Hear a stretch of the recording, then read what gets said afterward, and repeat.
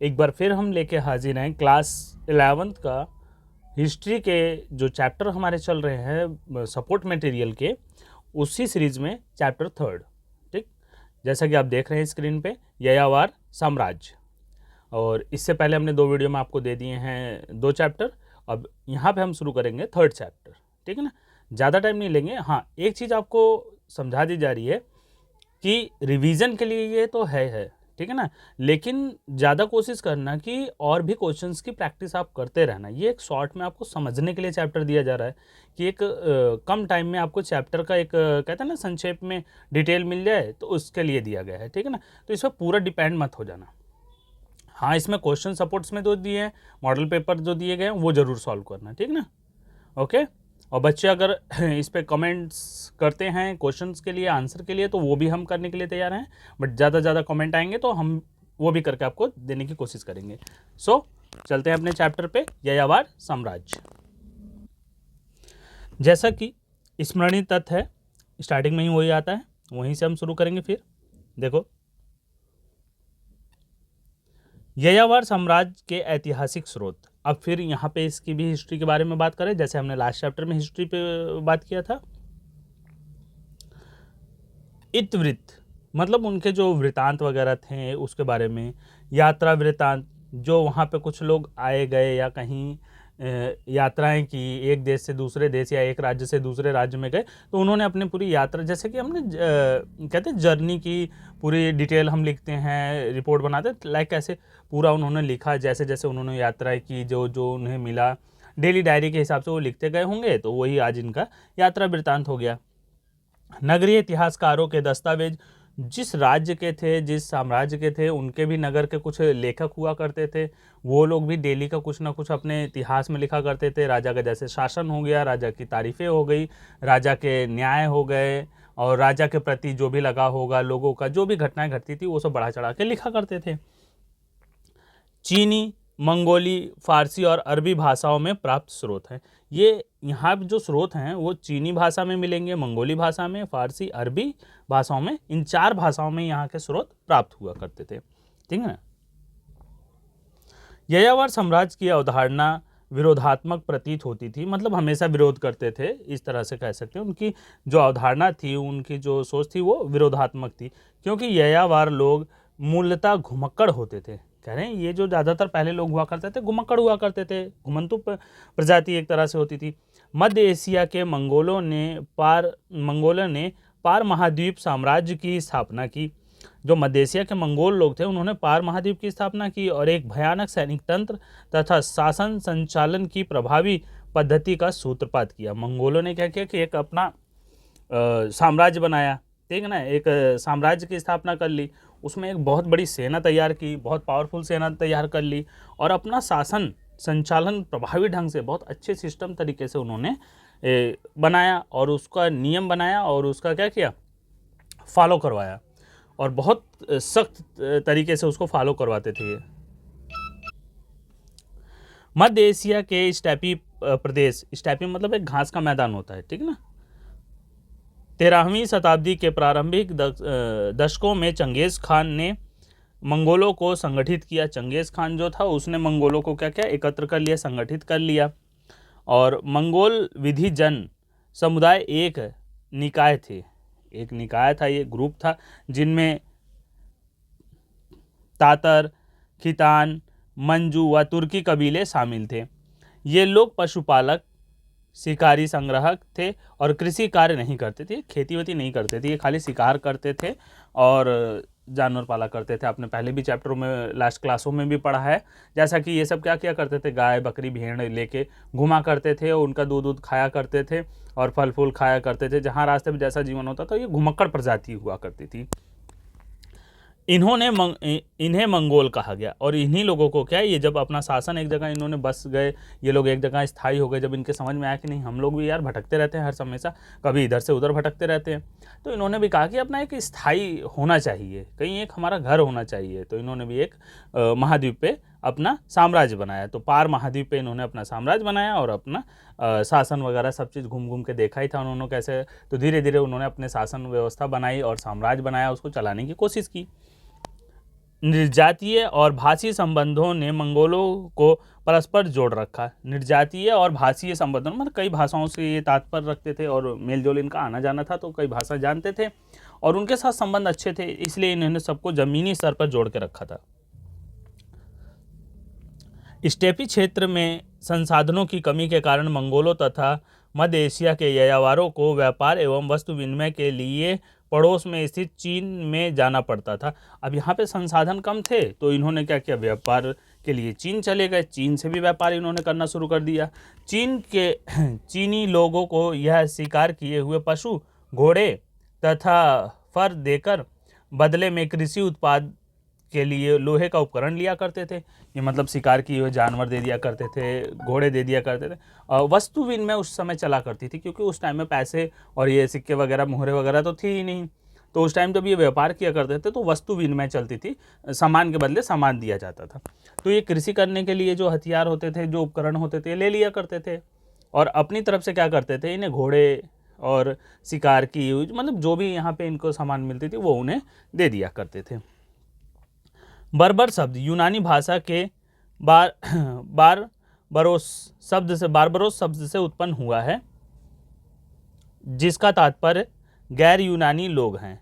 एक यूनानी लोग हो गए और जो यूनान के अलावा लोग थे उनको बर्बर कहा जाता था, ठीक है ना, मतलब गैर यूनानी। जहाँ पे भी ये बर्बर वर्ड आएगा वो समझ जाना कि गैर यूनानी लोग हैं। यायावर कबीले चीन पर बराबर आक्रमण करते थे और नगरों को लूट लेते थे। जो यायावर लोग थे उनके कबीले क्या करते थे, चीन पर आक्रमण करते थे और वहाँ के लोगों को लूट लिया करते थे। उनके आक्रमणों से चीन की सुरक्षा के लिए चीनी शासक ने महान दीवार, चीन की दीवार बनवा दी थी। तो इन्हीं कारणों से उन्होंने चीन की दीवार बनाई, बाउंड्री लाइन बहुत इतनी बड़ी जो बना दी थी। चंगेज़ खान, जिसका प्रारंभिक नाम तैमुजीन था, चंगेज़ खान का शुरुआती नाम क्या था, तैमुजीन, 1206 तक उसने अपने शत्रुओं को निर्णायक रूप से पराजित कर दिया था और स्टेपी क्षेत्र का सबसे प्रभावशाली व्यक्ति बन गया था। स्टेपी क्षेत्र में सबसे ज़्यादा पावरफुल इंसान बन गया था, व्यक्ति बन गया था। इसीलिए 1206 में कुरिलताई की एक सभा में उसे चंगेज़ खान, समुद्री खान या सार्वभौम शासक की उपाधि के साथ मंगोलों का महानायक घोषित किया गया। ये लाइन इम्पॉर्टेंट है, इसको ध्यान रखना कि जब इसने क्या किया था कि 1200 के बाद अपना पूरा यहाँ से जो दिया गया ना चंगेज़ खान, ये वाला पूरा पॉइंट, चंगेज़ खान जिसका प्रारंभिक नाम तैमुजीन था, 1206 तक उसने अपने शत्रुओं को निर्णायक रूप से पराजित किया, बहुत अच्छे से हरा दिया और स्टेपी क्षेत्र का सबसे प्रभावशाली व्यक्ति बन गया। इसलिए 1206 में कुरिलताई ने क्या किया, उनकी जो सभा हुई थी, ठीक है ना, उसमें उसे चंगेज़ खान का नाम दिया गया, समुद्री खान का नाम दिया गया एवं सार्वभौमिक शासक मतलब पूरे ज़मीन का शासक को उसे बताया गया की उपाधि के साथ मंगोलों का महानायक घोषित कर दिया गया। अब चंगेज़ खान क्या हो गया, मंगोलों का महानायक, हेड हो गया।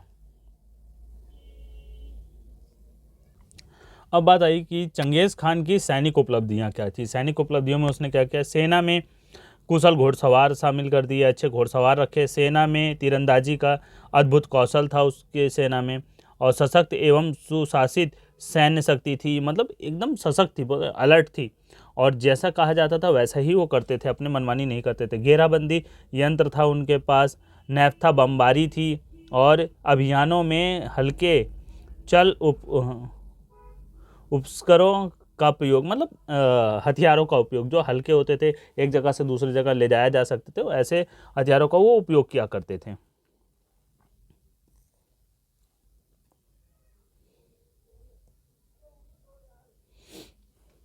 चंगेज़ खान द्वारा सेना का पुनर्गठन, उसने सेना का निरीक्षण किया और उसके बाद पुनर्गठन किया। प्राचीन जनजातियों समूहों को विभाजित कर उनके सदस्यों का नवीन सैनिक इकाइयों में विभाजन किया। तुम सेना की सबसे बड़ी इकाई 10,000, तुमन सेना जो था ना उसकी सबसे बड़ी इकाई 10,000 सैनिकों की टुकड़ी, जिसमें अनेक कुल और कबीले के लोग शामिल थे। इतनी बड़ी सेना उसके पास थी तो जीतेगा ही जीतेगा ज़्यादातर लोगों से। नई सैनिक टुकड़ियों को जो उसके 4 पुत्रों के अधीन थी और नोयान कहा जाता था। अब ये मतलब जो नई सेना की टुकड़ी उसने गठित की, उसके लीडर कौन था, उसके 4 बेटे थे, और बेटे हैं तो फिर दगा करने का कोई सवाल ही नहीं होता था उस टाइम में। तो ये अब उसको क्या कहते थे, जो इनकी सेना थी, जो इनके बेटे के कब्जे में थी, नोयान। अपने राज्य के दूर दराज के स्थानों में परस्पर संपर्क रखने के लिए फुर्तीले हरकारा पद्धति अपनाया। फुर्तीली हरकारा मतलब जल्दी से वहाँ जाएं और वहाँ का संदेश लाना ले जाना, ये सब करते थे। अपेक्षित दूरी पर निर्मित चौकियों में स्वस्थ व बलवान घोड़े तथा घुड़सवार संदेशवाहक तैनात थे।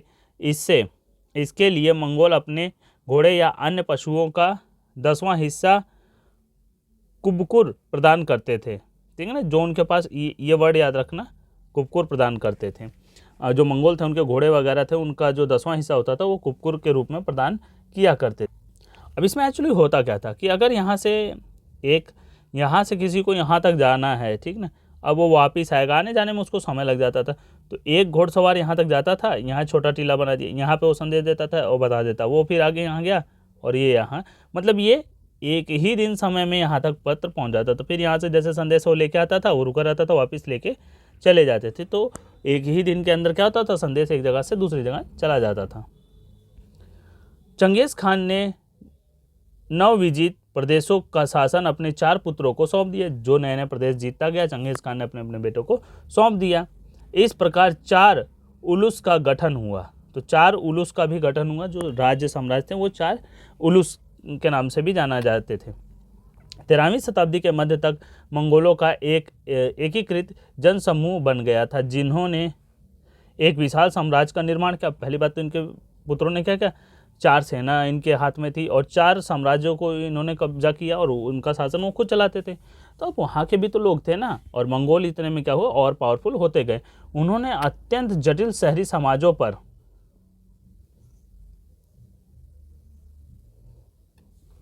शासन किए। बहुत बड़े बड़े समाजों पे जो बहुत कठिनाई से हराए जा सकते थे या तो हारते, उन सब पे भी इन्होंने शासन किए, जिनके अपने अपने इतिहास, संस्कृतियां और नियम थे। अब ऐसे ऐसे राज्यों पे उन्होंने कब्जा किया जिनके अपनी संस्कृति थी, अपने इतिहास थे और अपनी नियम कानून थे। अपने साम्राज्य पर राजनीतिक प्रभुत्व होने के बावजूद संख्यात्मक रूप से मंगोल अल्पसंख्यक रहे। करे इतना सब होने के बाद भी मंगोलों की संख्या क्या थी, उनमें कम ही थी। अपनी पहचान और विशिष्टता की रक्षा के लिए उन्होंने यास विधि संहिता को अपनाया। उन्होंने जो अपनी रक्षा के लिए अपनाया उसको क्या कहा गया, यास विधि संहिता।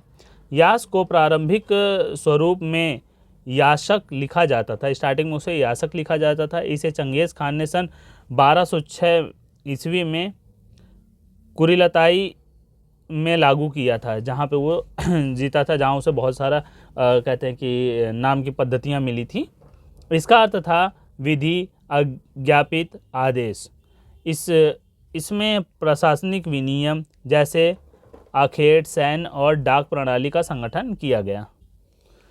अब मंगोलों का पतन के मूल कारण। मंगोलों का पतन कैसे हुआ, देखो कोई सी भी चीज़ है, एक बार उसका क्या होता है, उत्थान होता जाएगा एक समय के बाद, उसके बाद जितना भी आगे बढ़ता जाएगा उसका पतन होता ही जाता है।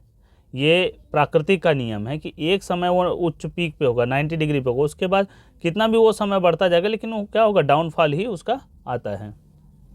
तो ऐसे इनका मंगोलों का भी पतन होने लगा। इनकी संख्या बहुत कम थी और वह अपनी प्रजा की अपेक्षा कम सभ्य थे। प्रजा उनकी बहुत अच्छी थी लेकिन ये लोग कम सभ्य थे। आपसी विरोध व अपनी सभ्यता को विभाजित देशों की सभ्यता में मिलाना। अब अपनी प्रजा का विरोध हो गया और इसने अपनी सभ्यता को क्या किया, विभाजित देशों की सभ्यता के साथ इन्होंने मिला लिया। ठीक है ना। मंगोलों द्वारा अन्य धर्मों को अपनाया जाना, और मंगोलों द्वारा अलग अलग धर्मों को भी मंगोलों ने अपना लिया था। ये सब इनका क्या हुआ, विनाश का, एकदम पतन का कारण बन गया। अब मंगोलिया एक स्वतंत्र राष्ट्र है। मंगोलिया एक स्वतंत्र राष्ट्र है और चंगेज खान एक महान राष्ट्र नायक के रूप में तथा आराध्य शक्ति के रूप में मान्य है।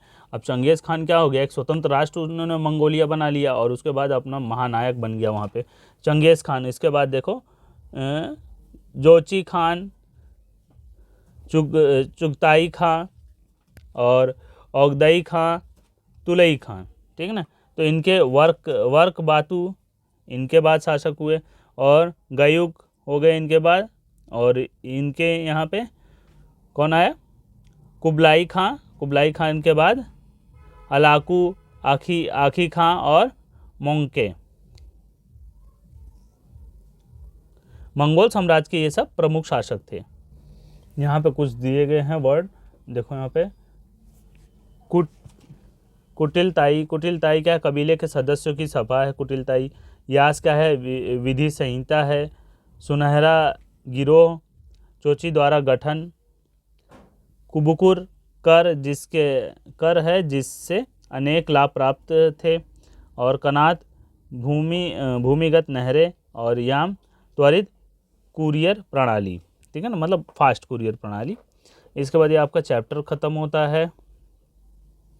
ठीक, तो मिलते फिर हम नेक्स्ट चैप्टर पे। ये सारे क्वेश्चंस हैं, आप अगर देख लो, बहुत से नहीं है सबके पास तो मैं आपको दिखा देता हूँ क्वेश्चंस, आप स्लो करके आप देख सकते हैं। मैं पूरा आपको सपोर्ट मटेरियल के ये जो चैप्टर है इसका क्वेश्चन दिखाई देता हूँ, लास्ट चैप्टर में नहीं दिखाए थे।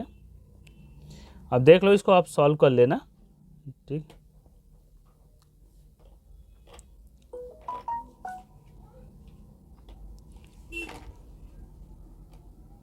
उसके बाद ये 1 अंक वाले क्वेश्चन आ गए।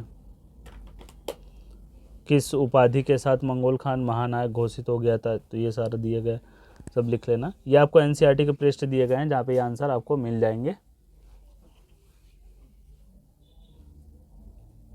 अब 3 अंक वाले हैं।